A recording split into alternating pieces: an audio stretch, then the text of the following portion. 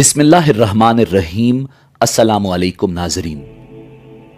नाजरीन, इमाम अली मकाम इमाम हुसैन इब्न अली अलैहिस्सलाम ने मैदान करबला में 72 सर अल्लाह रब्बुल इज़्ज़त के हुजूर पेश किए और इस्लाम की सरबुलंदी की खातिर दुश्मनान इस्लाम के सामने डट गए और यजीद इब्न मुआविया के हाथ पर बैत करने से इनकार कर दिया। मैदान करबला में यजीद इब्न मुआविया की फौज ने रसूल खुदा इमामुल अंबिया जनाब मुहम्मदुर रसूलुल्लाह सल्लल्लाहु अलैहि वसल्लम के खानदान पर जुल्म के पहाड़ तोड़े और उनको इंतहाई बेदर्दी से प्यासा शहीद किया। नाजरीन, बेशक खालिक कायनात ने बरोज़े क़यामत उन लईनों के लिए जहन्नुम में अज़ियतनाक ठिकाना तैयार कर रखा है, मगर यह कैसे मुमकिन है कि वो इस दुनिया के अंदर भी निशान इबरत न बनाए जाते। कातिलीन इमाम हुसैन इब्न अली अलैहिस्सलाम का इबरतनाक अंजाम क्या हुआ? इस दुनिया में करबला के शहीदों का बदला किसने और कैसे लिया? वो कौन था जिसने कातिलान इमाम हुसैन इब्न अली अलैहिस्सलाम को चुन चुन कर मारा? यही हमारी आज की वीडियो का मौजू होगा और आज हम आपको कायनात के बदतरीन जालिमों यजीद इब्न मुआविया, सनान इब्न अनस, उबैदुल्लाह इब्न ज़ियाद और खोली इब्न यजीद समेत दीगर की इबरतनाक दास्तान सुनाएंगे। नाजरीन, तारीख के मुताबिक इमाम अली मकाम इमाम हुसैन इब्न अली अलैहिस्सलाम की शहादत के बाद दुनिया में 7 दिन अंधेरा रहा। धूप दीवारों पर पड़ती तो इंतहाई फीकी और जर्द रंग की होती। कूफियों की फौज के पास जर्द रंग वाली घास थी, वो सब मट्टी हो गई। बैतुल मुकद्दस के जिस पत्थर को उठाया जाता उसके नीचे खून होता। उबैदुल्लाह इब्न ज़ियाद के मकानों में खून बह रहा था। आसमान के किनारे सुर्ख हो गए और फिर ये सुर्खी हल्की होती गई, जो अब भी शफक की सूरत में मौजूद है और कयामत तक रहेगी। 7 दिन तक लगातार आसमान पर सितारे टूटते रहे। एक शक्की ने करबला में इमाम अली मकाम इमाम हुसैन इब्न अली अलैहिस्सलाम की शान में गुस्ताखी की थी। एक सितारा टूट कर आया और उसको अंधा कर गया। इराक की फौज के आदमी अपने ऊंटों को ज़िबा करके गोश्त पकाते तो वो गोश्त आग के अंगारे बन जाता, फिर हिम्मत करके खाने लगते तो वो कड़वा होता। मुअर्रिखीन लिखते हैं कि शहादत हुसैन के बाद जब हम सुबह को उठते तो तमाम बर्तन खून से भरे होते। अबू सईद कहते हैं कि दुनिया में कहीं भी कोई पत्थर उठाया जाता उसके नीचे ताजा खून पाया जाता। आसमान से भी खून बरसा और जिस कपड़े पर भी पड़ा कपड़ा फटने तक भी सुर्ख रहा। खुरासान, शाम और कूफा के हर घर में खून ही खून था। कूफा में एक शख्स ने इमाम अली मकाम की शान में गुस्ताखी की तो वो फौरन जल गया। इमाम अली मकाम इमाम हुसैन इब्न अली अलैहिस्सलाम के कातिल ऐसी शदीद किस्म की प्यास में मुब्तला हो गए कि मशकों की मशकें पानी पी जाने पर भी प्यास न बुझती। चंद लोग एक जगह बैठकर जिक्र कर रहे थे कि इमाम अली मकाम के मुकाबले में जिसने भी हिस्सा लिया वो बुरी तरह मुब्तलाए मुसीबत हुआ। एक शख्स ने कहा कि यह बात गलत है, मैं भी उस जंग में मौजूद था, मुझे तो कुछ नहीं हुआ। उसी रात वो अपने घर गया, चराग की बत्ती दुरुस्त करने लगा तो आग ने उसके जिस्म को अपनी लपेट में ले लिया और फिर आग आग करता हुआ जहन्नुम में पहुंच गया। उसका जिस्म लकड़ी के कोयले की तरह स्याह हो चुका था। ज़ुहरी का बयान है कि उनमें से कोई मारा गया, कोई अंधा होकर मर गया, किसी का मुंह काला हो गया, किसी की सूरत मस्ख हो गई। वाकदी कहते हैं कि एक शख्स को हुजूर नबी करीम सल्लल्लाहु अलैहि वसल्लम ख्वाब में मिले। आपने आस्तीनें चढ़ाई हुई थी और हाथ में तलवार थी और इमाम हुसैन अलैहिस्सलाम के कातिलों में से 10 आदमी ज़िबा किए हुए आपके सामने पड़े थे। वो शख्स कहता है कि हुजूर ने मुझे गजबनाक होकर फरमाया, तुमने मेरे बेटे के कातिलों की तादाद क्यों बढ़ाई? और फिर خون کی ایک سلائی میری آنکھوں میں پھیر دی۔ جب میں بیدار ہوا تو میں اندھا ہو چکا تھا۔ ابن جوزی کہتے ہیں جس شخص نے کوفہ سے شام جاتے ہوئے امام علی مقام امام حسین ابن علی علیہ السلام کا سر اقدس کپڑے میں باندھ کر گھوڑے کی گردن میں لٹکایا تھا، اس کا منہ انتہائی مکروہ اور کالا ہو گیا تھا۔ لوگوں نے اس سے پوچھا کہ تو بڑا خوبصورت تھا، تجھے کیا ہو گیا؟ تو اس نے بتایا کہ میں نے امام کے سر کو جس دن سے گھوڑے کے ساتھ لٹکایا ہے اسی دن سے مصیبت میں مبتلا ہوں۔ وہ شخص اسی مصیبت میں مبتلا رہا، کہنے لگا 2 شخص رات کو آتے ہیں اور مجھ کو اٹھا کر بھڑکتی ہوئی آگ پر لے جاتے ہیں اور پھر اس میں دھکا دے دیتے ہیں، پھر میرا سر جھکتا ہے اور آگ چہرے کو جلساتی رہتی ہے، پھر وہ بری حالت میں اسی عذاب کے ساتھ مرا۔ ناظرین، امام الانبیاء جناب محمد الرسول اللہ صلی اللہ علیہ وآلہ وسلم کا ارشاد ہے کہ مجھے جبریل نے بتایا کہ حضرت یحییٰ علیہ السلام کے قتل کے بدلے میں 70,000 آدمی قتل ہوئے تھے اور میرے نواسے کے قتل کے بدلے میں 2 بار 70,000 آدمی قتل ہوں گے، اور پھر یہ فرمان پورا ہو کر رہا۔ قاتلان حسین ابن علی علیہ السلام پر قہر الہی اور غضب خداوندی ٹوٹ پڑا تھا اور وہ انتہائی خوفناک موت مر رہے تھے۔ ناظرین، جس شخص نے امام علی مقام امام حسین ابن علی علیہ السلام کے قاتلوں سے بدلہ لیا، اس شخص کا نام مختار بن ابی عبیدہ ثقفی تھا۔ مختار بن ابی عبیدہ ثقفی 1 ہجری میں طائف میں پیدا ہوئے مگر پرورش مدینہ میں ہوئی۔ نام مختار اور کنیت ابو اسحاق تھی۔ تعلق بنو حوازن کے قبیلہ ثقیف سے تھا، اسی لیے انہیں مختار بن ابی عبیدہ ثقفی کہا جاتا ہے۔ ان کے والد کا نام ابی عبیدہ تھا، جنہیں حضرت عمر رضی اللہ تعالی عنہ نے عراق کی ایک مہم میں سپہ سالار بنا کر بھیجا تھا، جہاں وہ شہید ہو گئے تھے۔ مختار بن ابی عبیدہ ثقفی کے بچپن میں ایک بار شیر خدا علی المرتضی کرم اللہ وجہ الکریم نے آپ کو کھیلتے ہوئے دیکھا تو شفقت سے آپ کے سر پر ہاتھ پھیرا اور انہیں زیرک و دانا کہہ کر پیار فرمایا اور فرمایا یہ میرے حسین کے قاتلوں سے انتقام لے گا۔ ناظرین، جس وقت واقعہ کربلا پیش آیا، مختار بن ابی عبیدہ ثقفی عبید اللہ ابن زیاد کی قید میں اہل بیت اطہار سے محبت کے جرم میں قید رہے، جس طرح امام حسین ابن علی علیہ السلام کی شہادت کے وقت بیشتر محبان علی کو قید میں بند کر دیا گیا تھا۔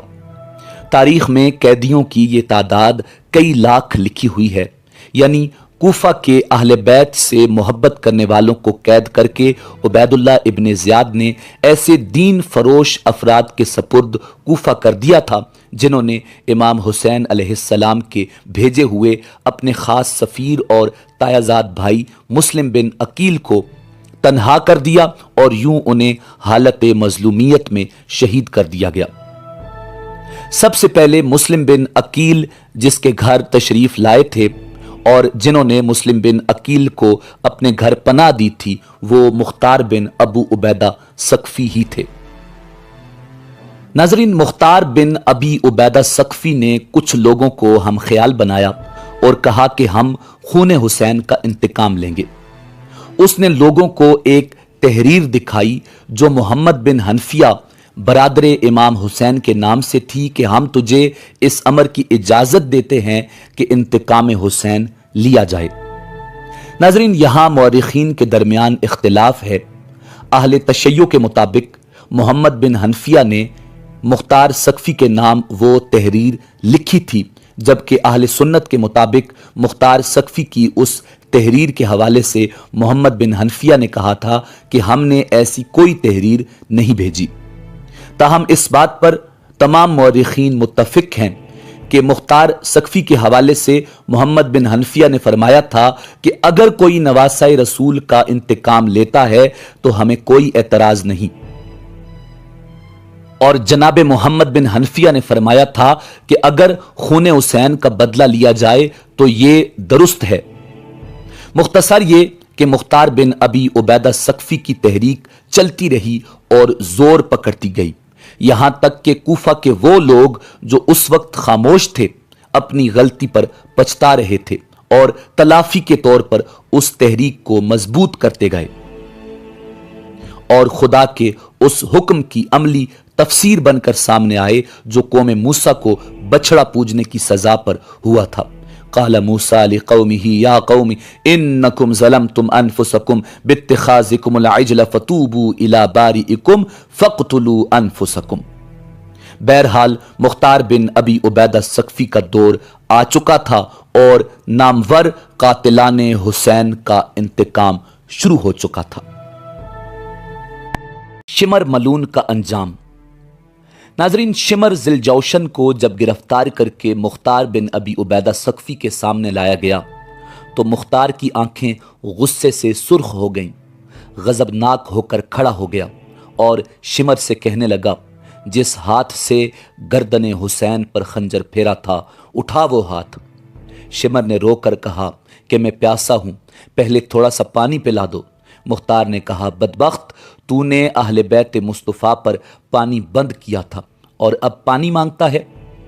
پھر پہلے نیزے سے مار مار کر اس کو زخمی کیا اور پھر قتل کر کے لاش کتوں کے آگے پھینکوا دی۔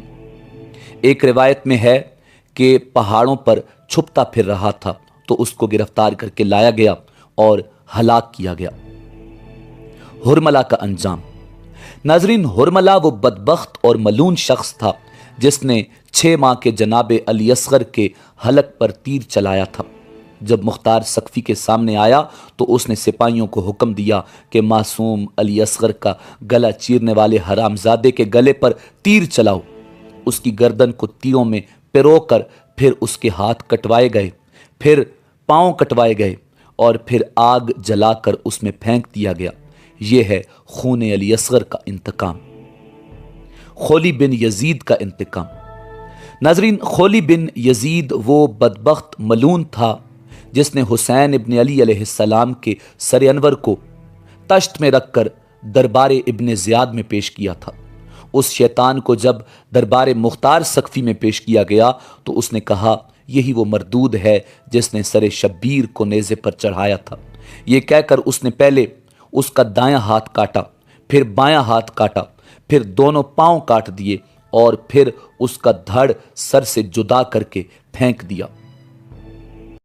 سنان ابن انس ملون کا انجام۔ ناظرین، اس شقی القلب نے امام علی مقام امام حسین ابن علی علیہ السلام کے سینے کے آر پار نیزہ بھی کیا تھا اور آپ کے سر کو بھی کاٹا تھا۔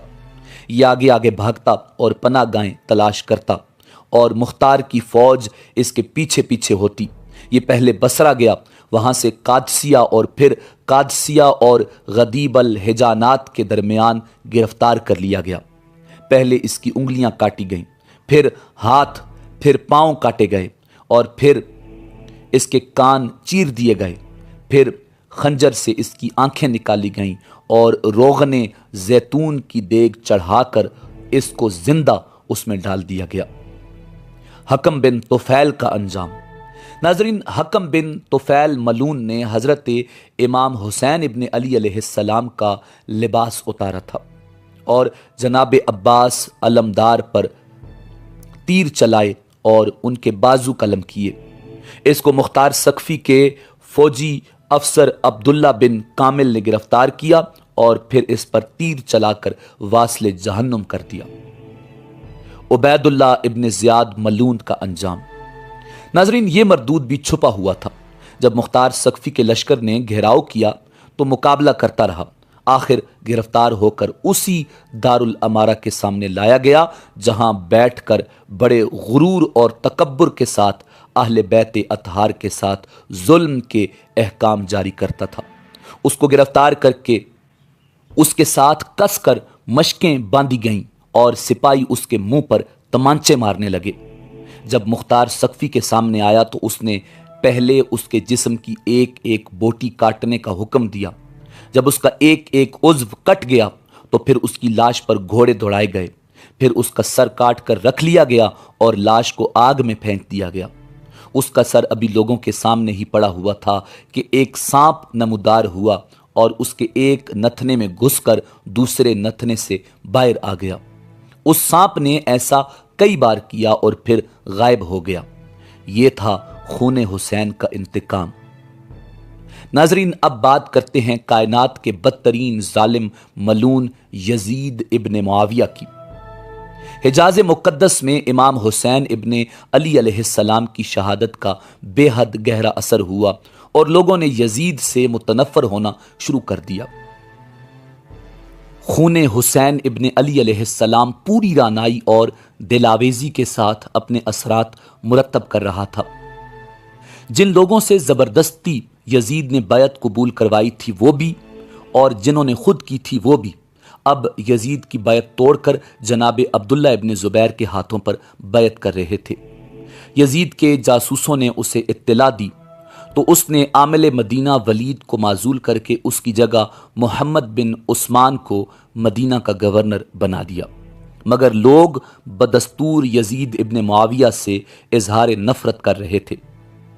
یزید تو وہی یزید تھا جو پہلے تھا، فرق صرف یہ ہے کہ امام علی مقام اس کے فسق و فجور اور حدود اسلامیہ کو توڑنے کے متعلق پہلے ہی جانتے تھے اور لوگوں کو اب معلوم ہوا۔ اہل مدینہ سے کئی لوگ دمشق جا جا کر اس کی عیاشی اور فحاشی کے کرتوتوں کو اپنی آنکھوں سے دیکھ آئے تھے۔ جب ابن عثمان گورنر بن کر آیا تو اس نے مدینہ کے بزرگوں کو بلا کر سمجھایا کہ یزید کے متعلق آپ تک غلط افواہیں پہنچی ہیں، اس لیے آپ اس کی بیعت نہ توڑیں۔ یہ وہ لوگ تھے جنہوں نے صحابہ کرام رضوان اللہ تعالی علیہم اجمعین کی زندگیوں کے نمونے دیکھے ہوئے تھے، آسانی سے کیسے مان جاتے؟ تاہم انہوں نے وعدہ کر لیا کہ ہم خود جا کر تصدیق کرتے ہیں۔ اگر یزید حدود شریعت کی خلاف ورزی کرتا ہوا نہ پایا گیا تو ہمیں کوئی اعتراض نہیں۔ چنانچہ ان بزرگ ہستیوں کا وفد دمشق کو روانہ ہو گیا۔ گورنر نے اپنے آدمی پہلے ہی روانہ کر دیے تاکہ یزید کو اس وفد کی آمد کی اطلاع پہلے ہو جائے اور وہ ان کے سامنے اپنی حرکات سے باز رہے۔ یزید اپنی حرکات کیسے چھوڑ سکتا تھا؟ جو قبیحات اس نے اختیار کی ہوئی تھیں ان سے کیسے بچتا؟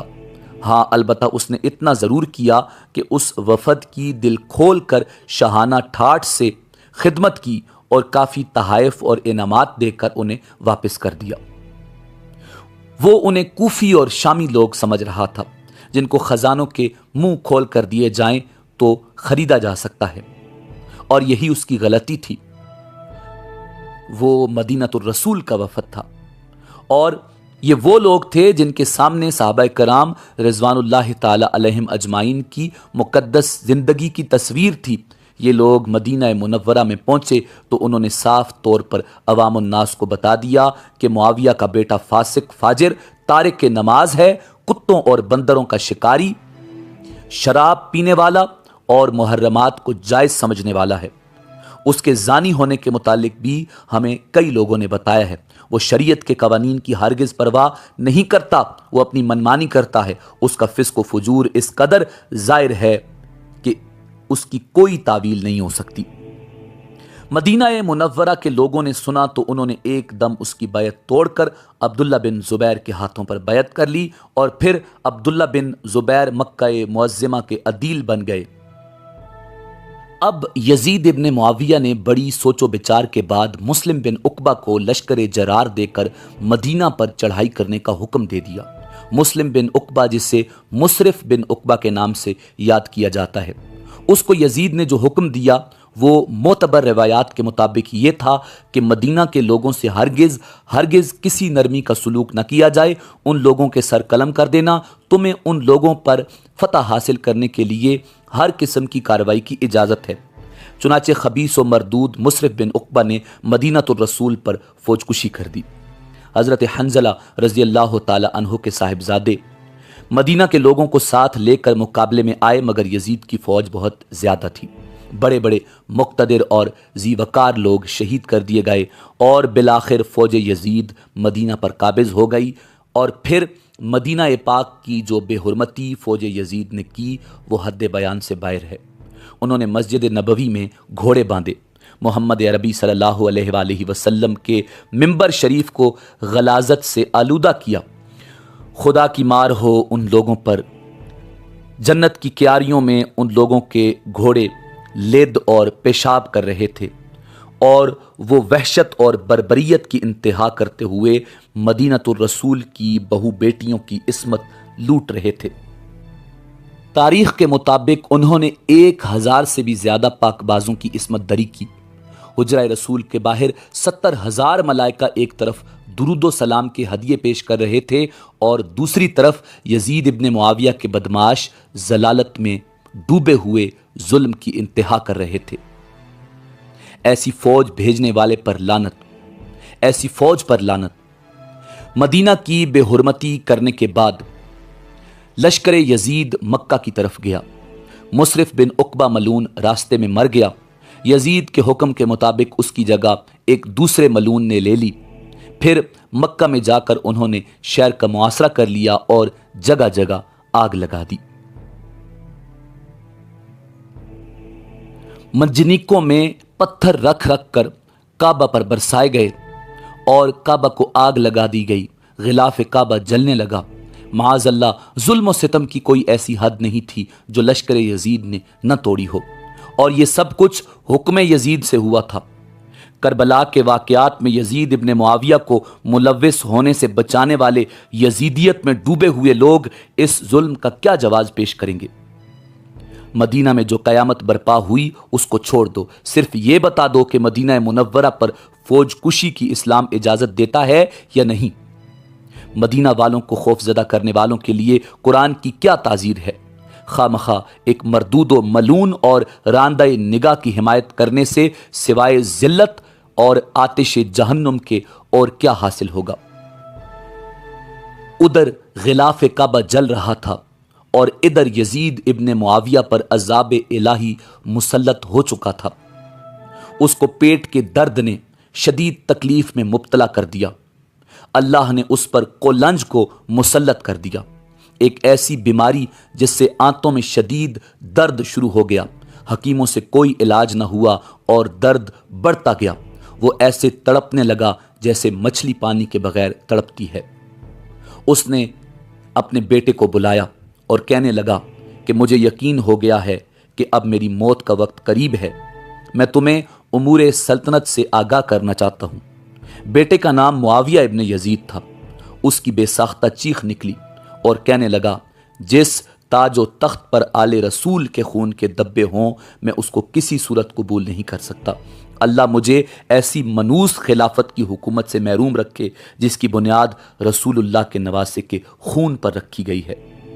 یزید اپنے بیٹے کی بات سن کر تڑپ اٹھا اور شدت رنج و الم سے بستر پر پاؤں مارنے لگا، اور موت سے کچھ دن پہلے یزید کی آنکھیں سڑ گئیں اور اس میں کیڑے پڑ گئے۔ تکلیف کی شدت سے وہ چیخیں مارتا تھا۔ پانی کا قطرہ حلق سے نیچے اترنے کے بعد تیر کی طرح چبھنے لگا۔ اس پر اللہ تعالیٰ کا عجیب قہر تھا کہ پانی کے بغیر بھی تڑپتا تھا اور پانی پا کر بھی چیختا تھا۔ بالآخر اسی درد کی شدت سے تڑپ تڑپ کر اس کی موت واقع ہو گئی، اور لاش سے ایسی ہولناک بدبو آنے لگی کہ کوئی قریب نہ جاتا۔ جیسے تیسے ملعون کو دفن کر دیا گیا۔ جب بنو عباس کی حکومت آئی تو انہوں نے اس کی ہڈیاں جلانے کے لیے اس کی قبر کھودی تو وہ پہلے ہی جلی ہوئی اور سیاہ تھیں۔ اس کی قبر پر لوگ پتھر پھینکا کرتے تھے، اور باب الصغیر دمشق میں جہاں اس کی قبر تھی اب وہاں شیشے کا کارخانہ ہے، اور ٹھیک اسی جگہ شیشہ گالنے والی بھٹی بنی ہوئی ہے۔ ملعون کو دونوں طرف سے آگ نے گھیر رکھا ہے اور اس کی سزا بھی یہی تھی۔ ناظرین، اسی امید کے ساتھ اجازت دیجیے کہ آپ کو ہماری ویڈیو پسند آئی ہوگی۔ ملتے ہیں بہت جلد ایک نئی تاریخی، تحقیقی اور معلوماتی ویڈیو کے ساتھ۔ دیکھتے رہیے info@adil۔ اللہ رب العزت آپ کا حامی و ناصر ہو۔